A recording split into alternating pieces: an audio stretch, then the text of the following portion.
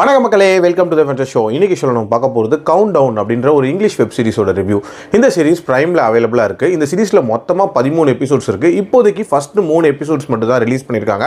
ஒன்றுமே 50 minutes duration அப்படின்னே சொல்லலாம். இந்த சீரிஸ் ஒரு பரபரப்பான ஆக்ஷன் த்ரில்லர் சீரிஸ்.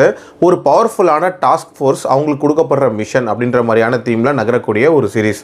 ஆக்சுவலாக இந்த சீரிஸோட ஸ்டார்டிங்லேயே பார்த்தீங்கன்னா ராபர்ட் அப்படின்னு சொல்லப்படுற ஒரு செக்யூரிட்டி ஆஃபீஸர் மர்மமான முறையில் சுட்டு கொல்லப்படுறாரு. இந்த கொலையை இன்வெஸ்டிகேட் பண்ணுறதுக்கு ஒரு டாஸ்க் ஃபோர்ஸையே உருவாக்குறாங்க. அதுவும் சாதாரணமாக இல்லை, டிஇஏ, எஃபிஐ இந்த மாதிரி மல்டிபிள் டீம்ஸ்லேருந்து ஒரு டாஸ்க் ஃபோர்ஸை உருவாக்குறாங்க. ஒரு சாதாரண செக்யூரிட்டி ஆஃபீஸர் தானே அப்படின்ற மாதிரி தோணலாம். பட் இதுக்கு பின்னாடி ஒரு மிகப்பெரிய சம்பவம் நடக்க போகுது அப்படின்ற மாதிரி இவங்க சஸ்பெக்ட் பண்ணுறாங்க. இவங்க சஸ்பெக்ட் பண்ணபடியே செர்னோபில் ஸ்டைலில் ஒரு மிகப்பெரிய டிசாஸ்டர் ஒன்று நடக்க போகுது.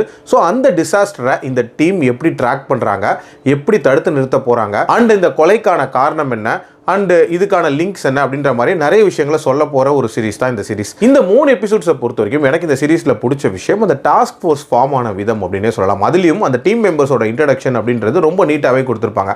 அதுலேயும் குறிப்பாக மார்க் அப்படின்ற ஒரு நபரோட இன்ட்ரடக்ஷன் அப்படின்றது நீட்டாக இருந்துச்சு. சொல்ல போனால் அவர் ரிலேட்டடான போர்ஷனை கொஞ்சம் ஃபோக்கஸ் பண்ணியே காட்டுறாங்க. அந்த டீமில் one of the key member அப்படின்ற மாதிரி காட்டுறாங்க. அதே மாதிரி ஆக்ஷன் சீக்வன்சஸ்லையுமே நிறைய சர்ப்ரைஸான மொமெண்ட்ஸை பிளான் பண்ணியிருப்பாங்க. சொல்ல போனால் ஸ்டார்டிங்கில் ஒரு கன் ஃபைட் ஒன்று வரும். அதில் தொடங்கி இந்த 3வது எபிசோடில் முடிக்கும் போது ஒரு கன் ஃபைட் வரும்.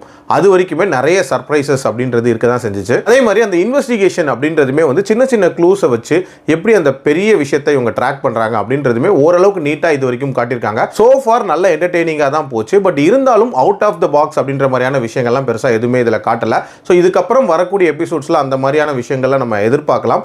பட் இது வரைக்கும் ஒரு டீசெண்டான சீரிஸ் அப்படின்னு சொல்லுவேன். என்னோட ரேட்டிங் இந்த சீரிஸ்க்கு 3.3 out of 5. So remaining episodes எப்படி இருக்க போகுது அப்படின்றத பொறுத்திருந்து பார்க்கலாம். இது வரைக்கும் அடல்ட் கண்டென்ட் அப்படின்றதெல்லாம் பெருசாக இல்லை, கொஞ்சம் வைலன்ஸ் அப்படின்றது இருந்துச்சு. மற்றபடி பார்க்கலாம். மீண்டும் அடுத்த விமர்சனத்தில் சந்திக்கிறேன். நன்றி, வணக்கம்.